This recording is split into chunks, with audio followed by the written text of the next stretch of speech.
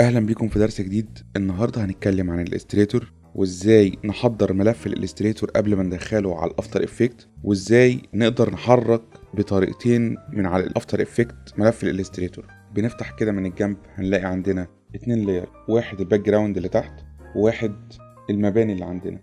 قبل ما ابتدي اعمل اي حاجه لازم افك القفل اللي جنب اللاير الباك جراوند عشان اظبط مساحه الشغل بتاعتي. انا دلوقتي شغال على مساحه 1920 في 1080. لازم اظبط الكادر بتاعي اللي هدخله على الافتر افكت، فباجي هنا من الجنب ارت بورد تول واقدر ان انا اكبر مساحه الشغل بتاعي او العمل بتاعي. بسحب كده لفوق، شايفين كده الهاي والوايد.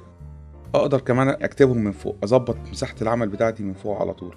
دي مساحه العرض بتاعتي، بخليها هنا 1920 والطول هيبقى 1080. كده هي دي مساحة العمل بتاعتي. محتاج ان انا اكبر المشهد بتاعي، فباجي اقف على السهم الاسود اللي فوق على الشمال ده واروح جاي معلم على المشهد كامل واتاكد ان الليارين مش مقفولين بقفل. هبتدي اسحب الليارات لفوق كده،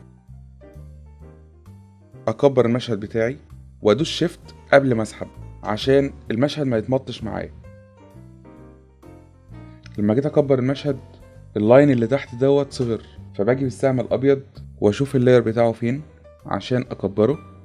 اهو ده معمول هنا 33، هكبره خليه 40 مثلا. محتاج ان يكبر اكتر. كده ظبط على المشهد بتاعنا. ونكبر كمان الشروط البيضة ديت. لا كده كبرت قوي، هنبتدي نصغرها تاني لغاية ما تظبط على المشهد بتاعنا. كده المشهد واخد نص السكرين، فاحنا عايزينه يبقى واخد السكرينة كلها في الفيديو بتاعنا. فهنزل المشهد لتحت وبحركهم بالاسهم بتاعت الكيبورد واعلم على المشهد كامل واسحب لبره.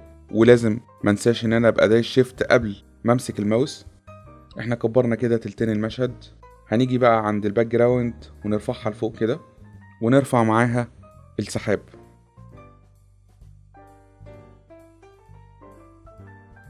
عشان امسك السحاب لازم اختار السهم الابيض ده وبدوس شيفت وانا بختار الباص بتاع السحاب.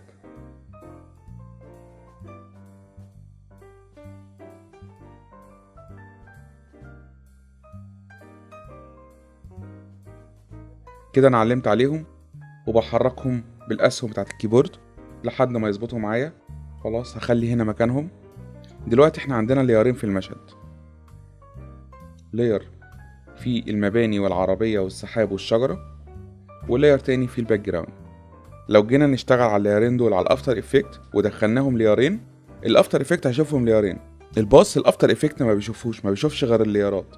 بس في طريقة تانية نقدر نستخدمها في الافتر افكت، ان احنا نحول اللاير لشيبس بحيث ان هو يبقى كل حاجة منفصلة عن التانية. هنيجي هنا نفتح الافتر افكت ونسحب الملف بتاعنا، وما ننساش نعمله كومبوزيشن مش فوتج، وندوس اوكي وندوس دبل كليك على الكومبوزيشن بتاعنا. هنلاقي فيه 2 لاير عندنا، لاير الباك جراوند ولاير المباني والحاجات مع بعض.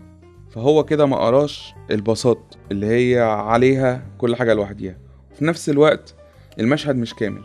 الطريقة الأولى بقى عشان نحول اللاير ده لليارات أو لشيبس بنعمل إيه؟ بندوس كليك يمين على اللاير ونعمل create shapes from vector layer. لما بندوس عليها بيحول لي كل حاجة في جروب زي ما احنا شايفين كده تحت على الشمال، وكل حاجة بقت لوحديها زي ما احنا شايفين كده.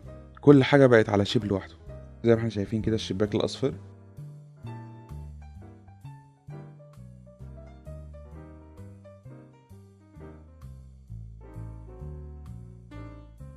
لما نيجي نفتح السهم اللي جنب جروب هنلاقي هنا تحت في الآخر ترانسفورم وفيل. فيل لو عايز أغير لونه بختار اللون اللي أنا عايزه، وترانسفورم فيها البوزيشن والسكيل والروتيشن لو عايز احركه يمين شمال. ونديك كمان كي فريم بقى زي اللاير بالظبط. اوكي، دي كده اول طريقة اللي نحول بيها لاير واحد لشيبس. الطريقة التانية ان احنا دلوقتي عندنا المشهد بتاعنا على 2 لاير، لاير عليه الباك جراوند واللاير التاني عليه بقية الحاجة. هكبر هنا مقاس الشارع بتاعنا.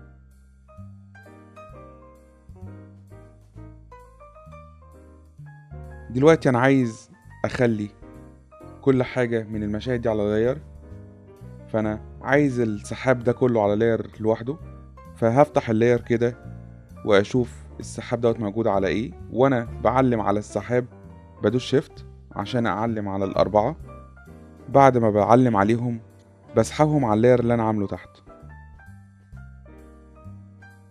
بالطريقة دي. كده بقى السحاب على لاير لوحده، اقدر احركه كده زي ما احنا شايفين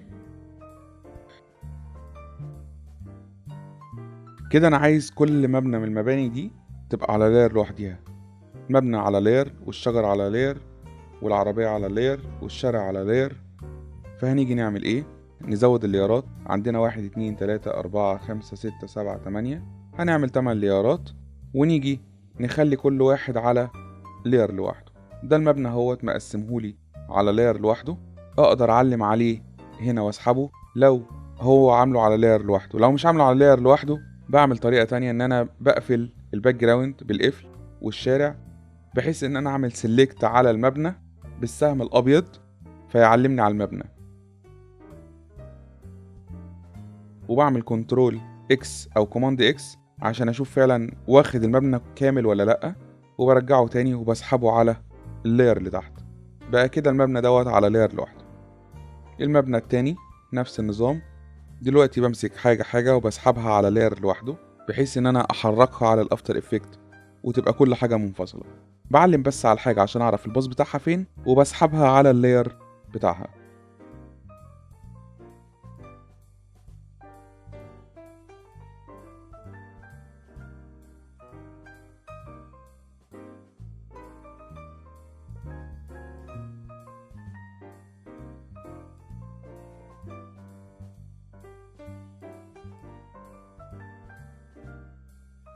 خلاص كده مفضلش غير الشارع، وكده السحاب بقى على لاير لوحده، بنزله تحت فوق الباك جراوند. هنا عندي العربية تحت الشارع، لا برفعها فوق خالص، بخليها اول لاير. بقت كده فوق الشارع، كده بقت كل حاجة على لاير، الشارع لوحده والمباني كل مبنى لوحده والباك جراوند على لاير. بشيل القفل بقى من على الباك جراوند، وكمان باجي اشيل القفل اللي انا كنت عامله على الشارع. كده بقى المشهد بتاعي جاهز للتحريك. هرفع لكم الملف عشان الناس تجرب التحريك. في الفيديو اللي جاي ان شاء الله هنتعلم ازاي نحرك الحاجات دي على الافتر افكت. تابعونا في الفيديو اللي جاي. سلام.